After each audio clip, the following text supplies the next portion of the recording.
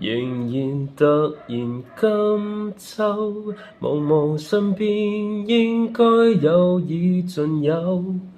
我的美酒、跑車、相機、金錶也講究，直到世間個個也妒忌，仍不怎麼富有。用我尚有換我沒有，其實已用盡所擁有。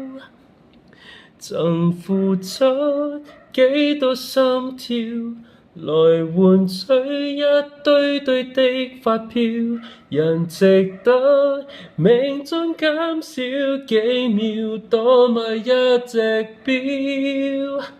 秒速捉得緊了，而皮膚肌偷偷鬆了，為何用到盡了，至知那樣緊要？